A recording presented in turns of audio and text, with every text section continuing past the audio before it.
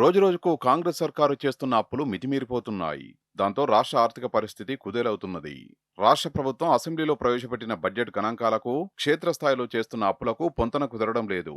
ఈ ఏడాదికి రాష్ట్ర ప్రభుత్వం బడ్జెట్లో నిర్దేశించుకున్న రుణ లక్ష్యం 54,009 కోట్లను అర్ధవార్షికంలోనే చేరుకున్నది. జనవరి నాటికి అప్పుల భారం 71,800 కోట్లకు చేరింది.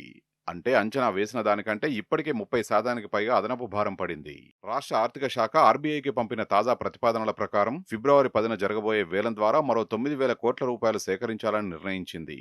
13 ఏళ్ల కాలపరిమితితో 2,000 కోట్లు, 16 ఏళ్ల కాలపరిమితితో మరో 2,000 కోట్లు, 21 ఏళ్ల కాలానికి 2,500 కోట్లు, 27 ఏళ్ల కాలపరిమితితో మరో 2,500 కోట్ల రూపాయలు తీసుకుంటామని పేర్కొంది. ఇందుకు అవసరమైన సెక్యూరిటీ బాండ్లు పెడతామంటూ తెలంగాణ ఆర్థిక ప్రతిపాదనలు పంపించినట్టు ఆర్బీఐ వెల్లడించింది. అయితే 4వ త్రైమాసికంలో ఇప్పటికే సేకరించిన 3,500 కోట్లకు ఇది అదనం. ఈ కొత్త రుణాన్ని కూడా కలిపితే ఈ ఏడాది మొత్తం అప్పుల భారం 80,800 కోట్లకు చేరుకుంటుంది. రాష్ట్ర ఆదాయ మార్గాల్ని పెంచుకోవడంలో విఫలమై కేవలం అప్పులపైనే ఆధారపడడం వల్ల రాష్ట్రం అప్పుల ఊబిలో కూరుకుపోతుందని ఆర్థిక నిపుణులు ఆందోళన వ్యక్తం చేస్తున్నారు.